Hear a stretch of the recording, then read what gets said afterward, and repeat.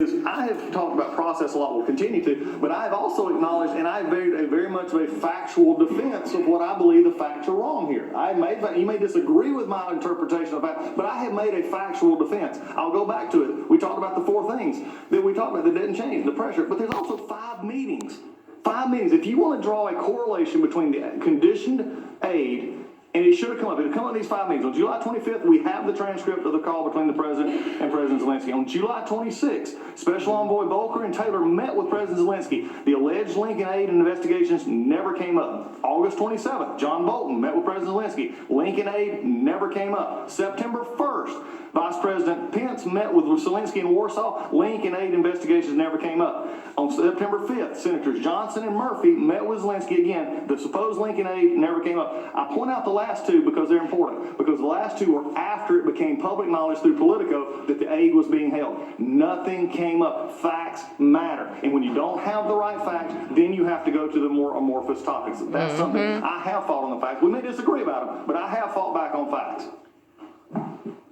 Mr. Raskin appropriately points out that what we're doing is precedent setting. Hopefully it's not unprecedented, but it is certainly precedent setting. And I think he asked us to think of the right question. And his question was, if this were a Democratic president, would your answer still be the same? I care less about the Republican president, Democratic president. I know Mr. Raskin has a love of the law. My question, Mr. Raskin, is how are the American people advantaged by Mr. Collins having no opportunity to put together a list of fact witnesses of his choosing, have them share their story, and then the very able majority on the Judiciary Committee, the Democrats, cross-examine those witnesses? How are the American people advantaged by that absence? So, the first thing we need to say again is that the president and his team had the power to call whatever witnesses they wanted. Well, if I could reclaim my time for a moment, you've said that several times. Yeah. The first time you said it, you properly caveated it with any of the 17 witnesses that the Democrats called on the Intelligence Committee. The president could have called any one of those Democratic witnesses back to testify again.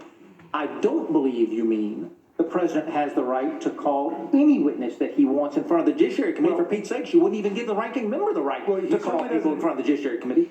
He certainly did not have the right to call irrelevant witnesses, and so ultimately it would have been up to the chair to decide whether the person was relevant or not. So to be clear, there is the ability, because I'm misunderstanding, the president had the ability to call a witness into the Judiciary Committee other than the 17 witnesses that the Democrats on the Intelligence Committee decided they were going to deposition? He could have submitted names for anybody he wanted. Well, my ranking member submitted names, and the answer was no. No, we're not going to do that. But your definition of the fair and free process that advantages the American people is that the president could submit any name he wants to. The chairman just gets to say no. But my dear Mr. Woodall, you understand that we're in the process of collecting information to establish an indictment, in essence, charges against the president. These are articles of impeachment. The trial process takes place in the Senate. That's where they conduct a trial where their rules will govern, and anybody presumably will be able to bring in whatever witnesses they want to bring in. Now, we have tried to run a completely open, fair, and please, you lying sack of shit. We established the rules for the impeachment process in this committee. You have frequently referred to the grand jury room. The grand jury room is not intended to be a place of fairness. It's intended to be a place of indictment. Can we hear that one again? You really just said those words right now. You believe that? Okay, hold up.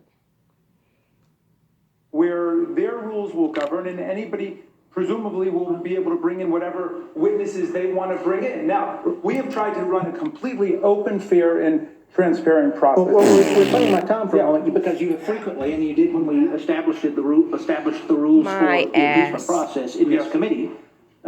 You have frequently referred to the grand jury room. The grand jury room is not intended to be a place of fairness. It's intended to be a place of indictment. You had said, I'd be happy to yield my friend from Florida. Goodness gracious, what did you just say? The grand jury room is not intended to provide fairness to any defendant. It is intended to indict. as my friend from Maryland simply stated, the defense comes next. Understood. But are you saying that prosecutors don't have any other responsibility in the grand jury other than to indict? Of course not. Okay, Of I just want to course. make sure. Of course not. Mr. Woodall. The prosecutor has an obligation to the people that the prosecutor serves. In the same way that we have that same obligation.